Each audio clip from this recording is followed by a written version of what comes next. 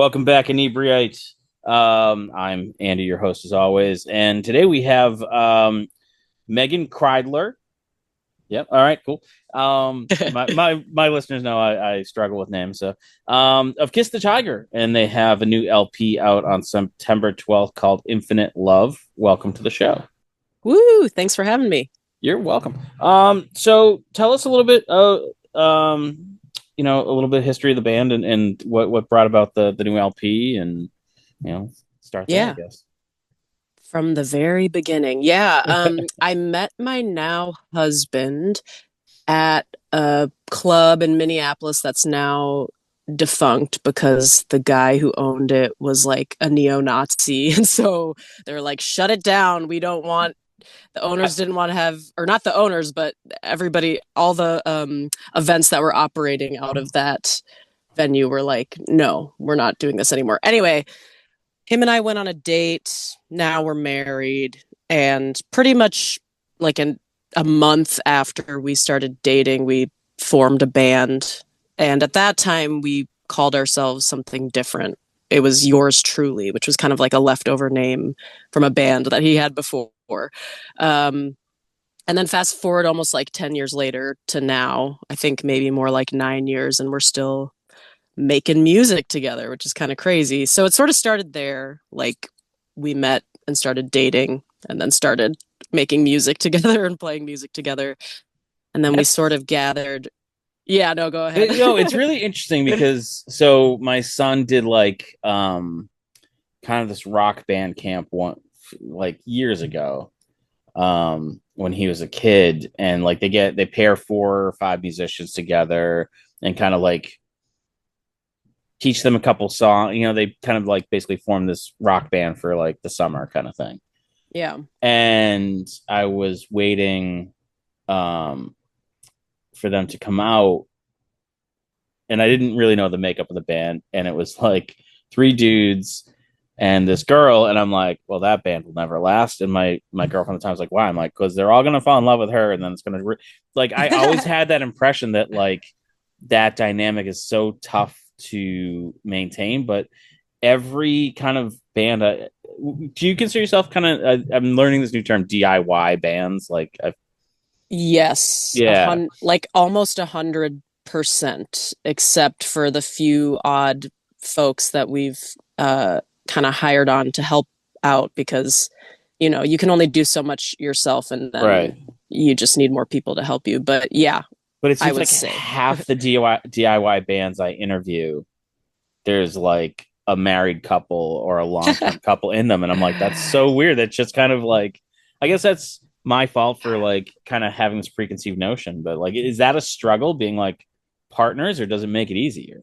I think it's both. Either or. Yeah. Because I think like drawing the boundary between when you stop talking business and stop revolving everything in your life around the band, and then when you're just like a couple are sort of heavily blurred. Because our band is our life. Like our a lot of the passion and the love that we share for each other also revolves around making music and having this band and sort of sharing this dream together. So, yeah, sometimes it's like you got to draw a hard line and say, okay, we're not talking about the band anymore, and actually it'll make the art richer if we just stop thinking about the business part of the band and just live life and let life inform the art. But, it's hard. And then it's also it does make it easier because we cohabitate with one another, we're with each other all the time, we're constantly bouncing ideas off of each other. If I start to get cynical and down about how things are going, he's usually there to lift me up or vice versa, and we kind of we've been able to sustain it now for almost a decade, and a lot of that has to do with us kind of being each other's cheerleaders and just keeping it going because we love it. Yeah, um, that so that yeah, it's that's huge. I mean, I've been in those relationships where I'm like, I can't be the cheerleader all the time. oh Uh, yeah. And I feel like I'll admit it, I kind of require more uplifting. Like my partner's realistic and optimistic, and I'm like a little more cynical and negative. But I think it's a necessary, but like we couldn't both be the same because then I don't think we would have gotten anywhere or made anything. So I think like also that conflict that we have with one another, like whether it's about art or something more personal or what we're making or doing, it actually kind of makes the art more interesting. And yeah, conflict is can be good. It can be motivating, and it can force you to get things done in a different way. So yeah, I love, I think when we first started out, uh the conflict was less productive in our like romantic slash creative partnership, and now I feel like we've found a really good balance as far as how to, yeah, use it and Yeah. not use the things that aren't useful. you know um that just comes with age and time in any relationship, I think. Oh yeah. I think that's just kind of that's just maturity of where you're like, oh, because they told me I was playing slow on that last song doesn't mean they don't love me. Like, Oh yes, that totally. kind of like being able to separate criticism from, relationship stuff and Yeah. yeah. Oh, yeah, absolutely. And I think we make each other better because of our constant criticism of one another. Like, not negative criticism, but just like, hey, maybe, yeah, don't do it that way next time or try this next time. And it's nice to have people pushing you and people who know you well enough that they're not afraid to, you're not like tiptoeing around how to communicate with somebody about something that you want to change. You actually just can say it exactly as it is and know that it's not super personal. It's more about like, yeah, I know you super well and I know how you could grow and be better if you want Yeah. to. So, Yeah. And I mean, that's not even just a relationship thing. That's anytime, you get creatives together, you're automatically going to ask, the other person what they think. And a lot of times, if I have someone that, brings a song to me or a piece of art or, even a joke, a lot of times I'll be like, do you want my honest criticism or do you want me, like, before they even say anything or show it to me, I'm like, or do you want me to just say it's great? And yeah. I don't mean it any other way than to just kind of manage their expectation of I'm I'm not just going to rubber stamp it. I'm going to give you my honest feedback, but it's meant that way. Because I feel like a lot of times if you're just like, oh, well, you do that, da, da, da, da, and then they suddenly get like offensive. But if you kind of like lead in and be like, hey, I'm giving you the option, if you Yeah. want, they're kind of like, okay, this is actual criticism. And, I was talking to a stand up comic friend of mine, and I was kind of talking about how one of the shows we put on, it was, I didn't feel like it landed well with the audience. I felt like the funniest comic was in the middle, which isn't really great. And he's like, "Why are you coming at me?" And I'm like, I'm not coming at, like, this is just a conversation. Like, we're just talking about what we can do to improve." And Yeah. so Well, I mean, it's kind of like it's a thing that I'm trying to embrace more as an artist and a creative person in my life is like, and as a perfectionist, like it's not about doing something perfectly or even doing something right. Like if you're really dedicated to being an artist and a practicing artist, then part of it is like embracing the hiccups. Actually, more of it is probably about embracing the hiccups and the things that go wrong and learning from it. And that's like a really, if you can get to a point where you're not, uh, you know, very sensitive about how everything goes over and you're just kind of looking at it as, well, this is all just a part of the process and the journey of what I'm doing and what I'm trying to pursue, then it's actually really, I don't know, it's fun. It's like you just, everything is just an experience that you get to learn from. And art is, especially live performance, is like a great place to sort of experiment with how well or how poorly things can go for you. it is like performing live your favorite, and do you kind of like take the stuff? Do you kind of like improvise on stage, or are you more just like, this is how we rehearsed it, we're gonna play it as we rehearsed it, or I think it's a little bit of both. I think like when we started out as a band, I really wanted to, as soon as I kind of broke through and was like, okay, now I don't feel self-conscious about just being up here sharing You're allowed to do that? music. Yeah, then I think I took it to a level of like just sort of wild and crazy and free in a way that wasn't not like structured necessarily, but crafted. And now Yeah. I'm really interested in, okay, how can moments of freedom lead to uh, discoveries about how I can craft this moment of the song, or yeah, how can I don't know. It's again like balance. It's all about crafting and then also giving yourself enough freedom to discover things, which is, when you've played songs a bajillion times, it's good to approach it in that way because I've yeah, there are some songs we do where I've kind of it's been the live version of it has been crafted, but also because I know it so well, sometimes these really fun surprises happen in the moment because you are so familiar with it that there is more freedom. So I don't know, it's yeah, I like both. I like craft and I like improvisation. I would say I'm probably more comfortable with craft than improvisation because sometimes I have doubts about my abilities. So, but I think like good improv comes from knowing your instrument and knowing your group dynamics and knowing your art really well. So, I think it goes hand in hand.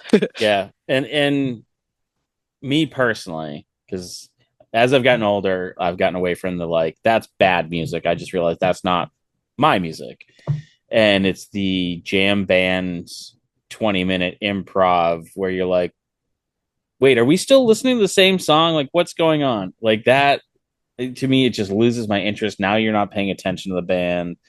Um, I just like a little bit of improv is fine, but like if you're there to listen to the band play the songs you like, you want to hear the songs you like, not necessarily a 40-minute bass solo. Yeah. What? You don't want to hear a 40-minute bass solo? Yeah, I think it's funny because our band, like, and I know every band says this about themselves. They're like, we defy genre, and nobody knows how to define it. But I feel like people do, like, sometimes people have described us as a jam band, and we're definitely not a jam Oh, band, but really? Okay, but I we wouldn't. have in our live show, there are like a few songs that have moments where we're like, we can extend this jam, and depending on where it goes, it could turn into that thing. But yeah, I don't think if you're just like listening to one of our records, you would say we are a jam band. But I think some people take away a jam band experience based on maybe how we're feeling in a night and how long a jam goes in a song. Yeah, Um, but I definitely am the same way. It's like I like songs. I like structure. I like being able to sing along. yeah, I like a yeah. good chorus. I love a good melody. And I'm a little less, yeah, I don't want to just see a bunch of musicians like farting around on their instruments for an extended period of time. But I don't Yeah. know. Maybe everything is just dependent on where you are in your life and what And you that's the want for thing. that moment. It's just not my thing. Like I get Yeah. that, but I do like when there are weird surprises or mashups. There's a good friend of mine, Jeff. He plays in Plymouth all the time, and I happened to be meeting a friend for dinner one night, like a few towns away, and he happened to be playing there. I didn't even know, and so I was like, "Oh, hey, what's up, man?" Blah blah. Blah. So me and my friend are sitting at the bar, and I don't remember what song it is that he does this, but like in mid conversation, I stop. I go, "Oh, he's singing the alphabet." And she's like, "What?" I'm like, "If he's bored and he's not sure people are paying attention, like he'll turn the chorus into just the alphabet, like A E I O U and sometimes Y." And then she stops. She goes, "Oh yeah," and it's just that kind of like I love that kind of fun because I mean essentially what we do we're playing, like Yeah, we're just big exactly. kids playing, Yeah. and so I love that. I don't want to take it too serious, and I just love when the performers are having a good time and people are having a good time. I think that's really kind of the best part of it. Yeah, definitely. I agree. But I do like that you were talking about your anxiety going up on stage. I just uh so we do all sorts of events. I think I told you that like at the beginning. And they're pretty wide ranging. Like we just did our first concert. We also run a hot sauce expo. We do comedy shows. So Ooh. we're literally all over the road. And my youngest has been kind of getting more involved in kind of the graphic design work and the kind of inner workings of the business, and is like, I think I want to run an event. And I'm like, all right, cool. Like, let's sit and talk about it. So like last night we had a meeting where we were talking about planning and dates and marketing ideas and whatnot. And then like as we were leaving, they're like, I'm anxious. And I'm like, this is a year away. I'm like, this is way, I'm like, you'll get comfortable with that anxiety. And like, then I realized I'm like, I have, anytime we try something new, I have that anxiety like further and further out. Yeah. And so like, I know I'm more comfortable like when I'm like, oh, I have that anxiety 20 minutes ahead of time when I'm like, where is everybody? Yeah. Well, it's funny you say that because I think now I'm at a place where I feel like very comfortable and confident on stage, and I have less anxiety about performing, but most of my anxiety is about like, are people going to show up? Is this event going to go over well? Are people having a good time? Like it has more to do with all of the external things that, at a certain point you don't have control over. But I think having a little bit of anxiety can be productive because it means you care about something and you want it to go Exactly. well. Yeah. And so you're going to plan as best as you can. And then also you got to, at a certain point, know when to just let it go because Yeah. there's so many things out of your control. Um, so yeah, But that's a yeah, lot. I love that because that's what I always tell people. I'm like, I'm anxious because I want it to be good. Like if I wasn't anxious, that's not good because then it just means I don't care. Yeah, Yeah. exactly. Yeah. Do you get any of that anxiety when you're writing the music, like where you're like, I want this song to be good? Y- yes. When we were recording this album, like before we even went into the studio, we just sat down with our engineer because he had recorded our previous album with us, and he really kind of put the pressure on. He's like, one hit song will change your career. Like two hit songs, two, three, four hit songs, could change your whole life and you won't have to worry anymore about anything, which isn't true, obviously. But in terms Yeah. of just like, depending on what your goals are as a band and as an artist, like, yeah, having a hit song can really open a lot of doors. So I think the album before was cool because we had none of that in mind. Like, let's write a hit. We just wrote songs. And then, at least like on a regional, local level, we had a lot of success and like a lot of radio play on our big non commercial radio station. And it was like, whoa, we weren't even trying to do anything. And I guess these songs are really good. And then this album was like, oh no, we need to do something. We need to And do at least that good. Yeah, it's that. Yeah, yeah, at yeah, least yeah. that good, which I think it's good. It's good and it's bad to have that type of pressure because it's good to think about what you're making and to want to grow. And then at the same time, like that type of anxiety can be really limiting because you're not creating from a place of freedom and fun. And it's more like, are people going to like this? And it's never good to think too much about. I mean, I think it is good. Like, at least in terms of are we going to have fun playing this live? And I think that is the determining factor of then other people are going to enjoy it if we're enjoying it, right? So I think a lot of that thought went into these songs. Like, are these songs that I'm going to want to play live? And if so, then I think we can bank on people also enjoying them. But yeah, I think to answer your question in a very roundabout way, It's like okay. I don't remember what my question was. there I think it's just like having do you have anxiety about song Oh, right, right, writing? right. Yeah, And like, yeah, yeah, yeah, yes. I For this album we did, I don't know if it was so much anxiety, but more just putting pressure yeah. on ourselves that we hadn't really put on ourselves before, because I think before this record we just were like, oh, we're a band making music, and then we had some like accidental small success, and then but then that success made us go, oh, maybe we're doing something right, and we should keep unearthing whatever this is. And I don't know. I'm happy for it. I'm always happy to put pressure on myself because it makes me do things. If I didn't have pressure on myself, then I probably would just lay in bed all day and doom scroll, which I kind of do like 25% of the time anyway. So I'm glad that I have an outlet such as art and live music to like get me out of that doom hole.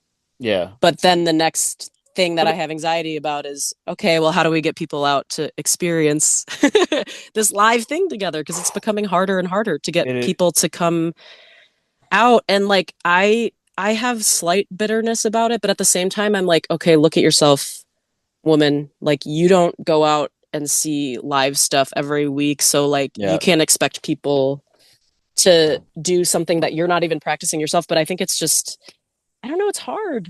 It's expensive. It's Mhm. scary to be out in the world. Like I'm in Minneapolis.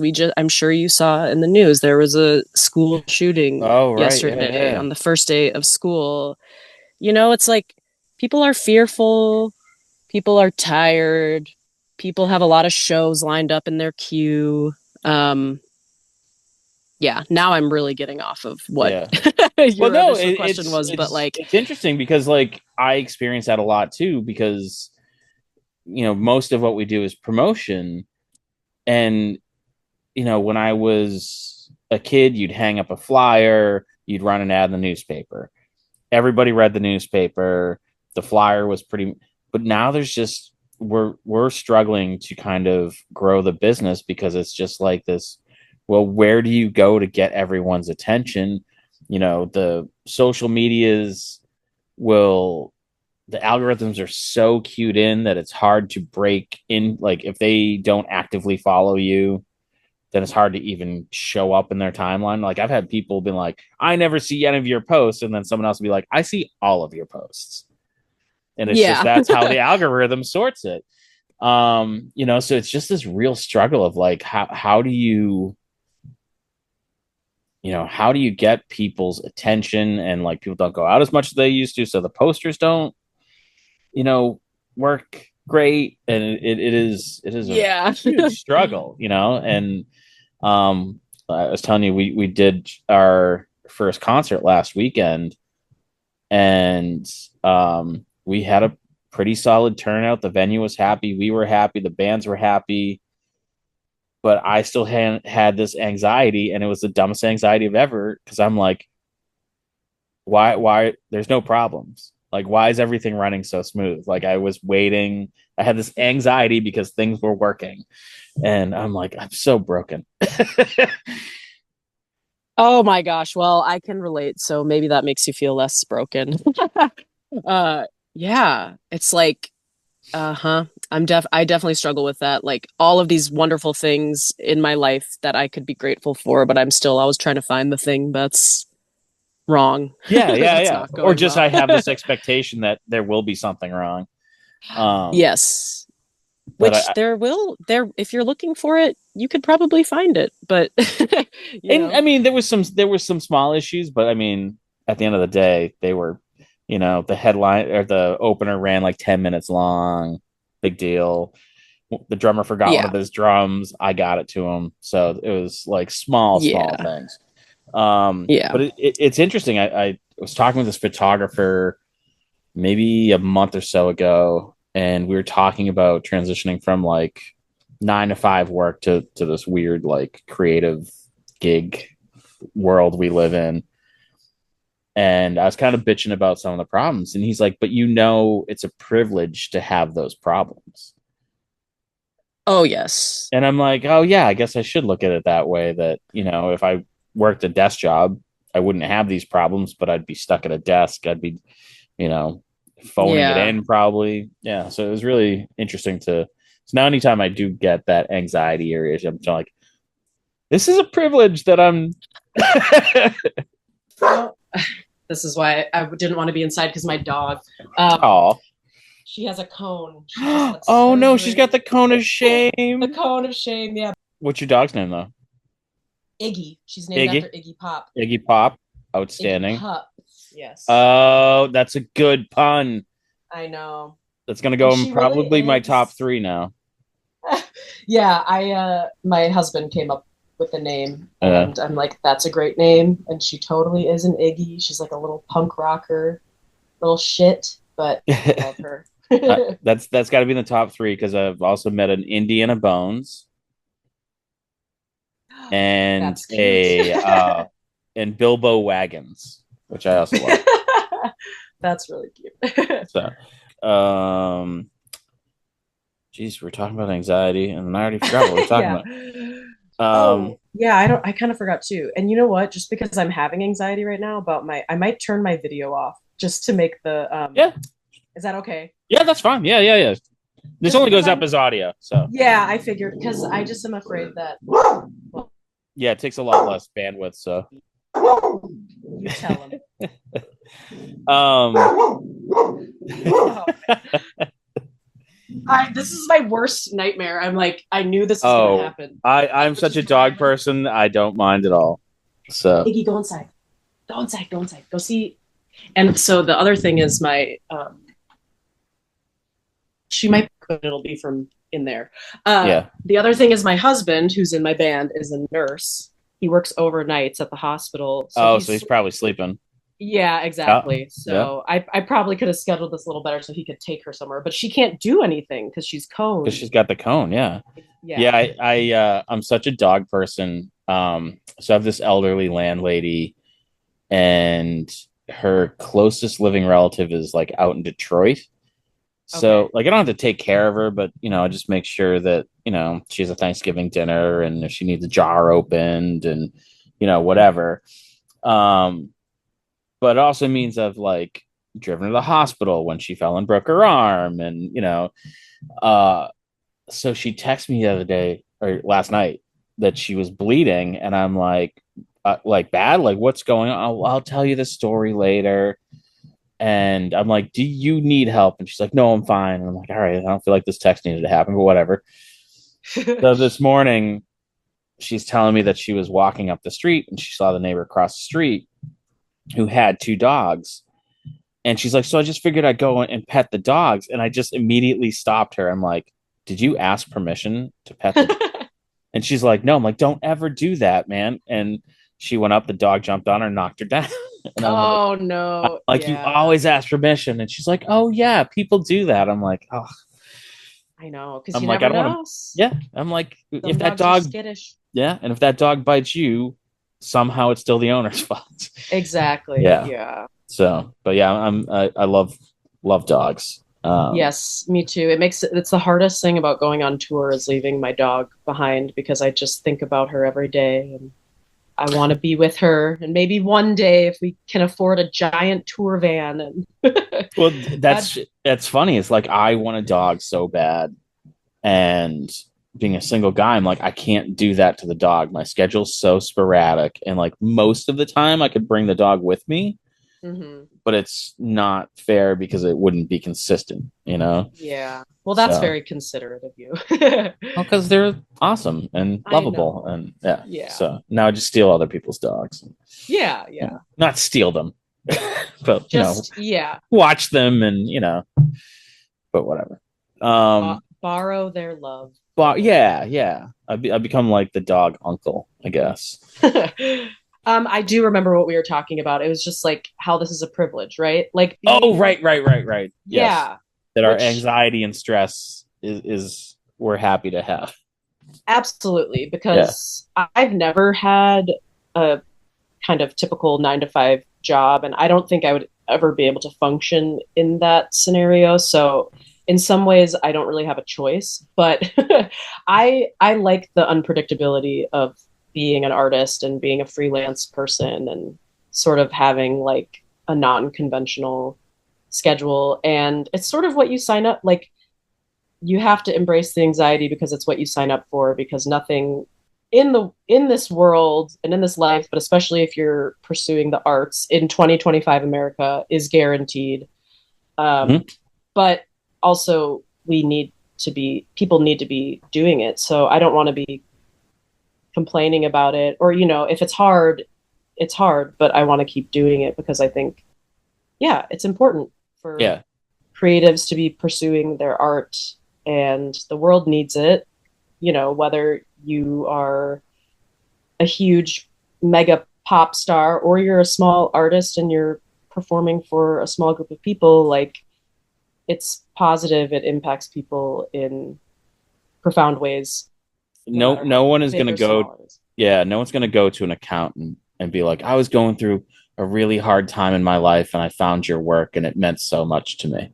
I mean, unless that accountant Unless their accountant is solves their accounting problem. exactly, unless they pull them out of financial Yeah. ruin.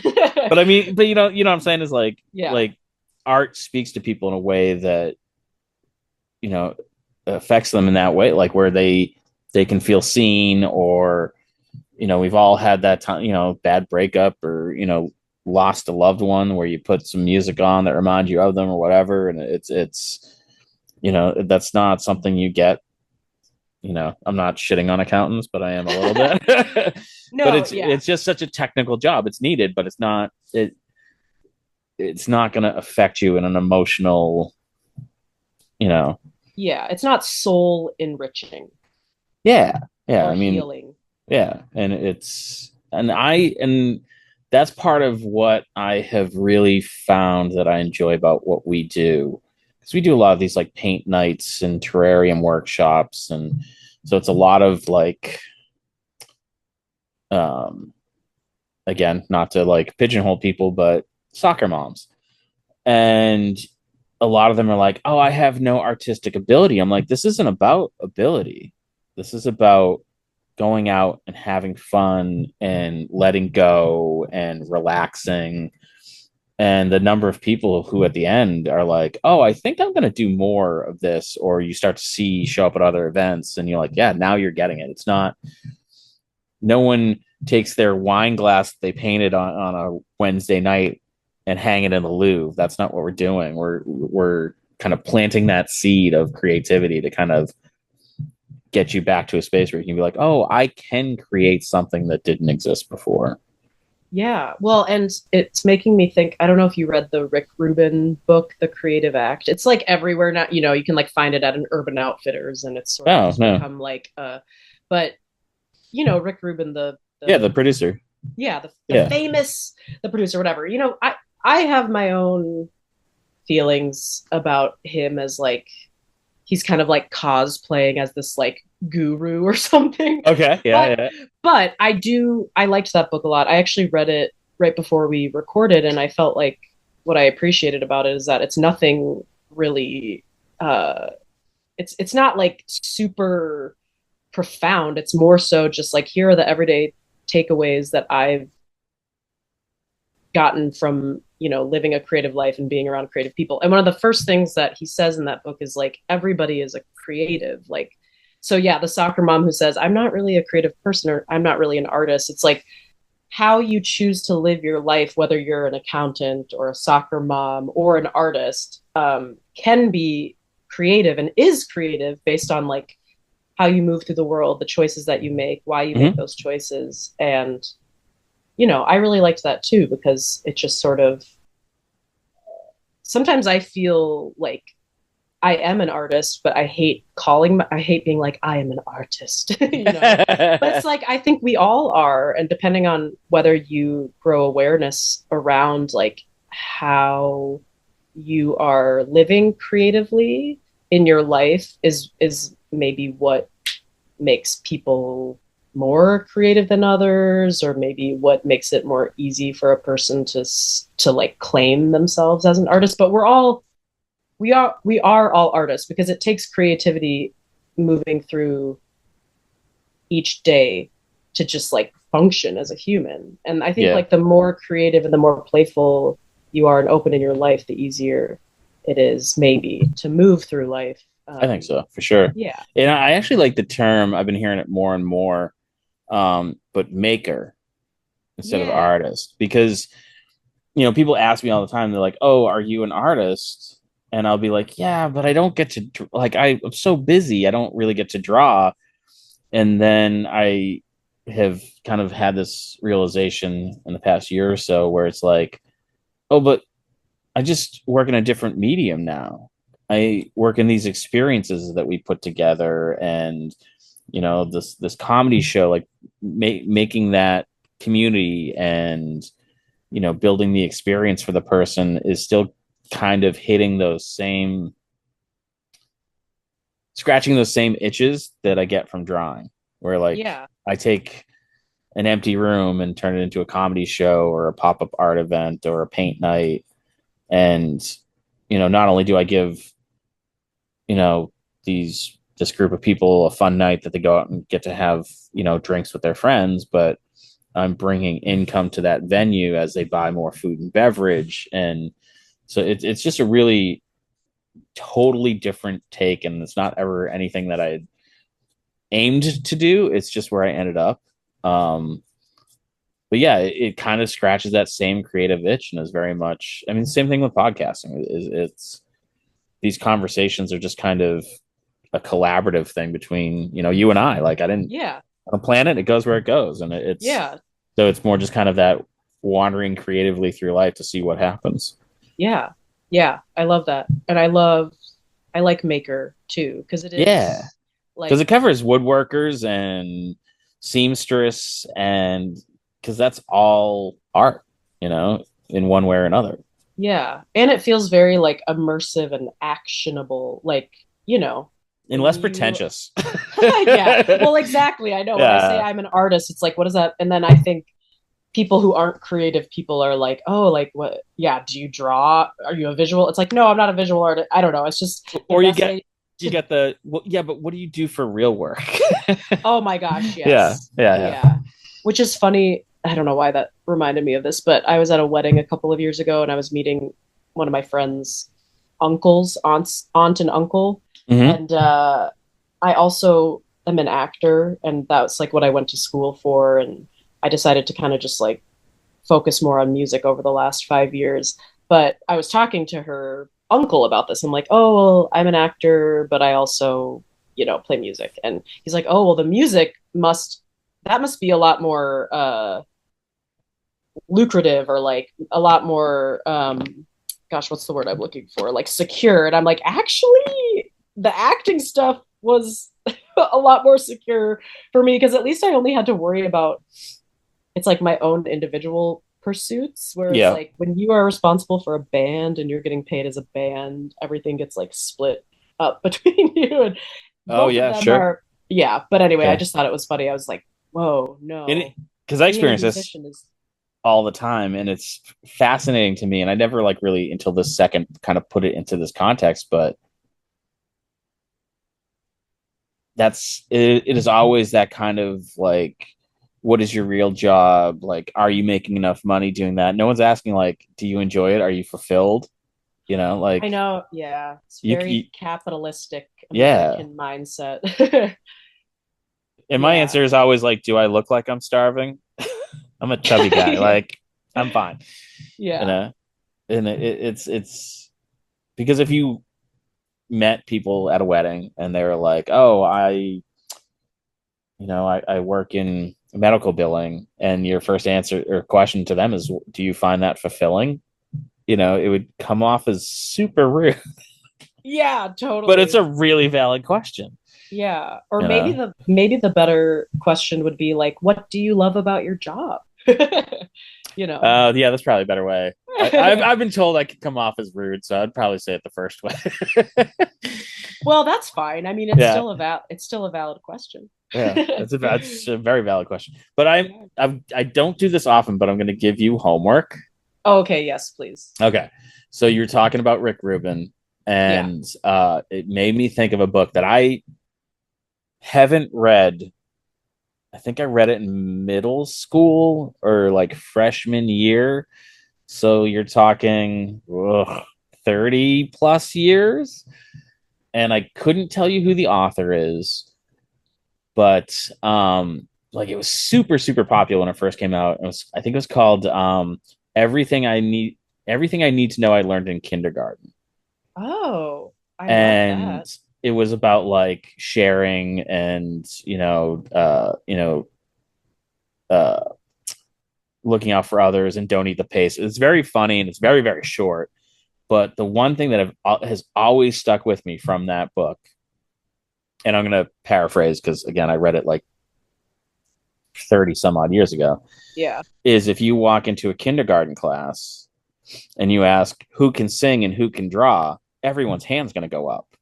Yeah. But then if you go into like a middle school class, now that number is going to be way less. And if you go into a room full of adults, it's going to be even less. And we can all do it. It's just we start to put these restrictions on ourselves as like, I can't do that. And you're like, you can.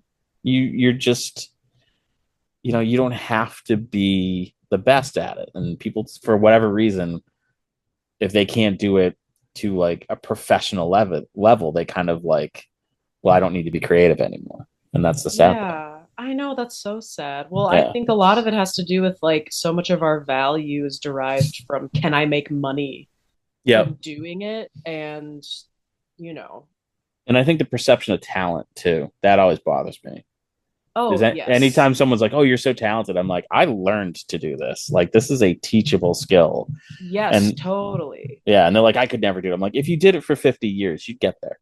You know? Yeah, I agree. I mean, I do think like some people have more of an it factor than others, and there's like, yeah, there's sort of an unlearnable thing that Hmm. maybe, but also, yes, you could learn to do anything and you don't have to be the best at it either. And it's Yeah. sad that people, I mean, I'm this way too. Like when you get older and become more self-conscious, it's like, I don't even want to pursue this thing that I'm not going to be amazing at. And that's ridiculous because like just the act of learning to do something new, just like learning a new language or learning an Yep. instrument is like the act in itself is what should be valued, not like how good you can be at it. You know, I, that's I like, was I was talking I was playing chess against a friend of mine who is annoyingly good at it. Like he's a bartender and he'll be tending a busy bar and kicking your ass at chess at the same time. It's unbelievably frustrating. yes. But you don't get better unless you play someone better than you. Yeah. And there's been times where he's like, I'm gonna let you take that move back. And I'll be like, no, I need to know why it's wrong. And unless I play it out, I'm not gonna know why it's wrong. Yeah. And then he moves a piece. I'm like, can I take it back now? But yeah, it's sad that people kind of lose that playing for playing's sake, regardless of if it's cooking or sewing or whatever. Just make something. Just you don't have to show it to anybody. Just do it. Yeah. You know. But yeah, I think that's the thing about like trying to pursue, like trying to be I don't even know if that's what we're trying to do necessarily, but also it's like, yeah, I would love to do that if that was possible. But it's like there is a point where you do have to consider how you are monetizing from your art if you want it to be sustainable in a certain way and like trying to find the joy in something that should be joyful when you're also trying to make money doing it Yep. can often suck suck the fun out of it One or hundred just percent. make it yeah. And part of it is like we run events that I don't necessarily love to do, but they're profitable and I don't hate them. So it's just like, okay, there's that part of I have to do this event and I have to do it a lot because it brings in a lot of money. Yeah. So one of the very first ones that we started running, and it is just starting its 14th year. It's our longest running event. Wow. Is a figure drawing group. So we bring in a model and artists show up with their supplies and draw from the model. And we've been doing it for 14 years. And I think maybe 2 years of it, not even in a row, has quote unquote made us money. And it's been like it covers the bar tab, maybe. But we do it because I love it and I believe in it. It's something Yeah. that artists need. It's something that people really, I've met one of my best friends there. Um, and it's something that doesn't exist that people need. And, even if we break even, I'm cool with that. Yeah. Well, in 14 years, I mean, that's, I think too, like, there's such an expectation that things have to happen immediately. Oh God, Like, yeah. and that's just not how things work, right? Like Yeah. you've been doing this thing for 14 years. It's obviously grown over time. And the reason it's grown is because you've stuck with it. And sometimes time is your best friend, and there's nothing you can do except just keep doing something over and over again until it Yeah. sticks and it grows. I think the second one we ever did, there was 4 people there and it included the model. Yeah, well, Yeah, it there was you go. rough. Yeah. Um, but yeah, and it's just that's and that's something that we kind of run into now is where we do like these art pop-ups and whatnot, and some of the vendors will kind of be like, well, this should have been bigger, which again is a privilege to have that expectation that people think we're bigger than we are, and then they'll compare us to something and be like, our pop-up happens twice a month all summer long, and you're talking about one thing that happened once a year that's been running for 30 years. I mean, those aren't the same things, and it's just Yeah. trying to, so it's, so I'm trying to like keep that in mind that when people have that expectation of me, that's part of that privilege that, um, you know, we look bigger than we are. I don't know. Yeah, That's, no, that's funny. I've experienced a similar thing. Like we played a free show at this art institute, the Minneapolis Institute of Art, and it was an outdoor free show. And one of the organizers of the event said, "This is the largest amount of people we've had show up for this event so far this summer." And then another person came up to me who just came to see the show, and they're like, "I'm surprised there aren't more people here." it's so crazy how that Yeah, happens. Yeah, yeah, yeah. yeah, And yeah, yeah, and yeah. like I personally felt like, oh wow, this is a great turnout. This is really fun, but like everybody has a different idea in their mind of what something should look like, and And you can't I've control. learned my job is really managing expectations, is Yeah. trying to make sure everyone has the right expectation for the right event. But when it works, it's awesome. We Yeah. did. I know I mentioned at the concert we did a punk rock show on a mini golf course, Oh, cool. and the the managers and the staff and everything. By the end of the night, they're like, "This is literally the coolest thing we've ever done." And I was just like, "Oh, that I'm gonna go home and hang my hat on that compliment because that was just Yeah. so cool." That's Um, cool. yeah, super fun. Um, so now we got to do like the PR stuff. Yeah. So Okay. like Infinite Love comes out Yes. on September 12th, right? 12. Okay. Yes. My handwriting, I couldn't tell if it was a 2 or 7. That's how bad it is. September 12th. Where can people go to find it? Where can people go? Is there going to be a supporting tour, website, social Yes. medias, all that Oh yeah. stuff? So there's going to be physical merchandise. We're going to have vinyl and CDs, Nice. and then the album will also be available on all of the streaming sites, which I'm trying to really grapple with my like not wanting to support any streaming services, but also feeling like it's so necessary as a It small artist is. to make it Yeah. accessible. Are you on Bandcamp? That one seems to be the Yes, most like band friendly. artist friendly. Yeah, Yeah. artist friendly. Yeah. Yep. So yeah, Spotify, Apple Music, Bandcamp, YouTube. If you're still using the YouTubes, um, I love YouTube. I I was actually gonna have a say I friend. use it all the time. No, no, I know, but like for listening to albums, I don't know if Oh people, no, no. yeah, necessarily. But no, it's a great resource for many things. Yeah, pretty much anywhere streaming, you'll be able to find it. And we are touring on the album, so we have a release show actually the day before it comes out in our hometown, September Nice. 11th, and then we'll hit the road the day after that. And we're going out east. We're not going to be in Massachusetts, but Oh, we come on, will man. be. I know, I know. It's that thing where like anytime we do a tour, just because of everybody else's work schedules and stuff, like the max amount of time we've ever been able to really go out is 2 weeks. So there's Yeah. only so many Oh, places you can I hit can't in even 2 weeks. imagine trying to plan that. It's yeah. Because we've had a booking agent in the past, but I booked this entire tour and I've been working on it since April. Nice. um, which yeah, again, like adds to the anxiety of like I hope this goes well because I put this all together. So if it doesn't, then it's my fault. Do you cold call venues or like how do you? Well, we've made contacts over the years, Hmm. so I have. It's all email. Yeah. exactly. There Yeah, are, I mean, cold call to me. That's just yeah, a yeah, yeah. yeah.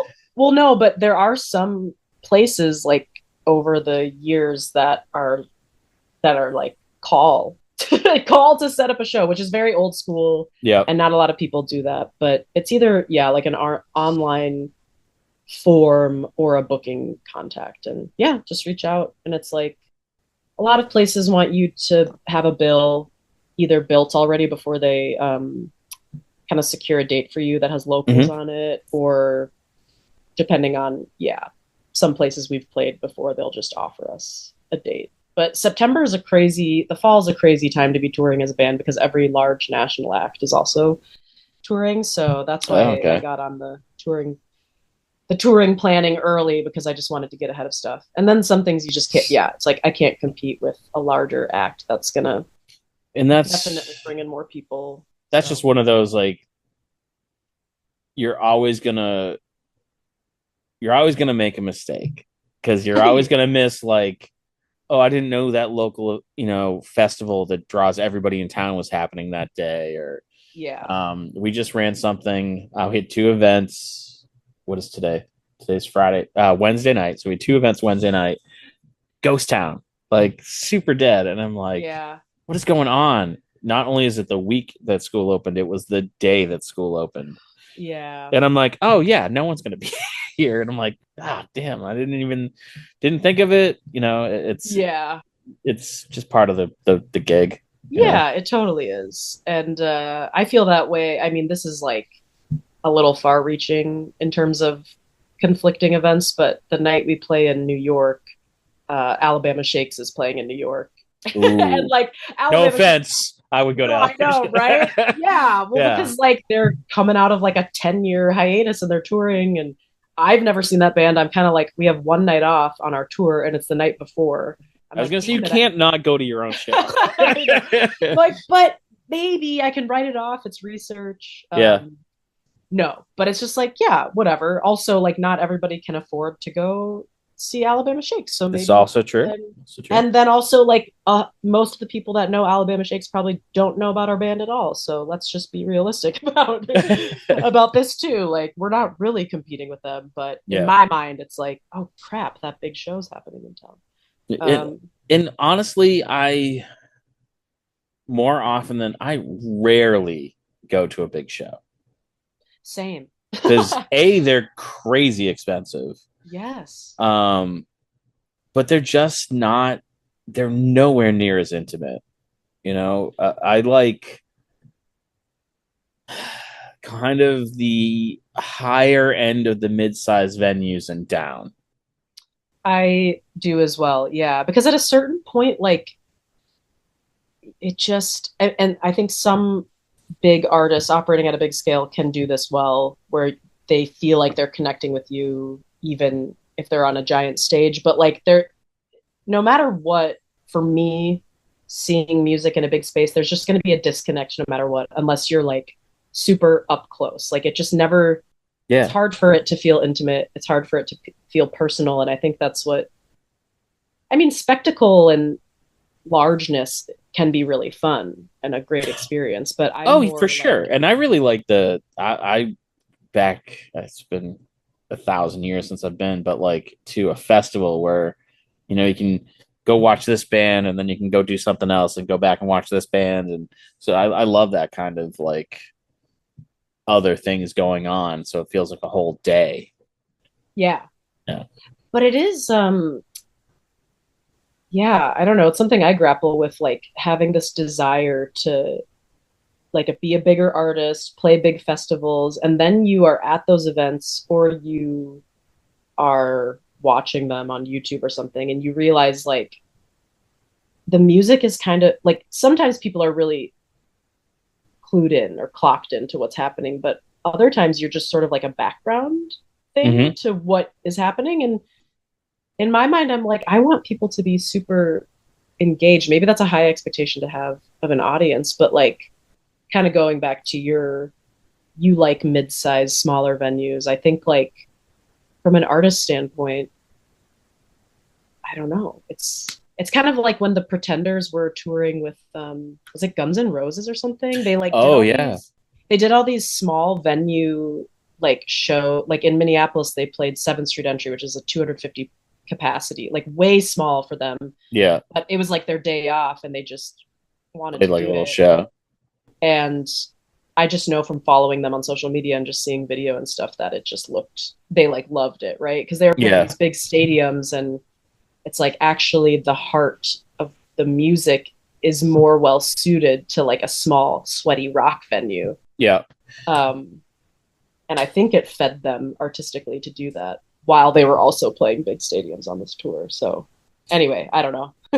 And I mean, what it really boils down to is it a good crowd and are they engaged? You know, Yeah, if it's a massive crowd and they're all engaged, then sure. Opposed to a room where everyone's drinking at the bar and that you're just looking at their backs. Like, I suppose yeah, an engaged crowd, regardless of size, is more important. yeah. And it's funny, like I don't know if you've noticed this, but I definitely have over the last 5 years of going to bigger shows and just noticing that, like, I mean, and this probably seems obvious, but it's like I've noticed that certain artists attract certain types of crowds, and how, like when I went to see Maggie Rogers, for example, a few years ago, like not her last tour, but the one before that, I think it was her Surrender album. Like I just think she's a great artist and she represents a lot of great things. And that was so reflected in the crowd. And it was a really great show because I happened to be standing around a bunch of other women who conversed with me between the opener set and her set. And there was just like a really positive energy versus like some artists maybe, I don't know, pull a more Yeah, toxic crowd or what. And sometimes that's not the artist's fault either, but I don't know what I'm saying is that like, yeah, no, you can. yeah, I know exactly what you're saying because there's a band and they're actually coming back in November. It's an Irish band. They're called Gaelic Storm, and I was introduced to them by my parents. Okay. And this is so there was a local bar and they were doing a Titanic night, like when the movie was popular. And so they were serving the same menu that they're serving the last night of the Titanic, and they had this band playing that was in the movie. And so my parents came home and they were raving about it, and they're like, the next time they come, we're all going. And they bought out a table and we all went. And it became like this tradition. Anytime they came back, it was this little tiny restaurant bar, maybe sat maybe 200 people, if that. Um, and the breaks, the band would come down and talk and this, that, and the other thing, and they would have drinking contests and like a real drinking pub Irish band. And one year my father had passed and the band came around and like we were talking with them. They're like, where's your dad? Like they remembered who we were. And we're Oh, like, cool. oh, he passed. And they're like, no, he sits up front. And we're like, yeah, not anymore. Like, no, he sits up front. And they went up and like drank a toast to him. Oh, So now they're playing Plymouth Memorial Hall, and they did it, I think, 2 years ago. And Plymouth is very rich, white, conservative, and I'm going to say elderly. okay. So they saw Gaelic Storm playing Memorial Hall. And so the vast majority of people went, I think, expecting like the Irish tenors. And out comes this young, they're probably not as young as they used to be, but, drinking band with funny songs and stories. And I wouldn't say that they didn't enjoy it, but they didn't enjoy it the way I think the band was used to. Because at one point, Patrick, the lead singer, uh, like goes, "You should all stand up for this song," and like the crowd stood up, didn't move, didn't dance or anything, and then the end of the song, uh, they all sat back down. yeah. And we ended up in like this balcony section that was essentially empty, and it became like where like these kids got thrown out of another section for being rowdy, so they ended up in our section. And a friend of mine texted me at the end. She was really familiar with the band and texted me at the end. She goes, "You guys were in the most fun section." I'm like, "We made the most fun section. You should have come over." Yeah. And it was just like, so now they're coming back in November, and my friends are like, "We're going." I'm like, "We're gonna sit in the same section. We're not buying tickets. We're just gonna sit there." And yeah, so it like the crowd is just as important as the band sometimes. Oh yeah, totally. And like, yeah, sometimes you can't force a crowd to do anything, right? Like people are Yeah, just going to be the way that they're going to be. I'm sure that band had a great show, and the crowd just maybe wasn't the right crowd for getting up and it partying. yeah, it's these people are like wanting to be out by like 9:30 at the latest, and we were up in the balcony like 6 beers in, singing along to the Yeah. songs, and you know, arms around each other, singing and dancing around, and yeah, it was an absolute. And to me, that's how you experience that band because that's how I always experienced them. Yeah, yeah. So to see him in this other light, it was just so strange. I bet. Well, yeah, Yeah. it's such a reciprocal thing. Like the audience, I mean, I think it is an entertainer's job to entertain, right? And like, I'm Mm-hmm. not going to force myself to feel a certain way if I'm not enjoying a performance. But at the same time, like, as an audience, it's not a passive thing. But maybe like people have become more passive because we just like sit at home and watch stuff streaming on our TVs. But like live performances, it does require audiences to lean in and to like listen. And I For think if you're sure. being a good audience member, that's what you're doing. But at the same time, yeah, you can't. Yeah, It was just so funny when he's like stand up, they stood up, and then at the end of the song they all sat back down. I wonder if he And had it said was stand up the rest of the time if they would have. They just needed strict direction. yeah, yeah. It was just like I'm like, oh, they don't know what we're here for. Yeah, So that's yeah, funny. but yeah, so I'm very curious to see if it draws a different audience this time.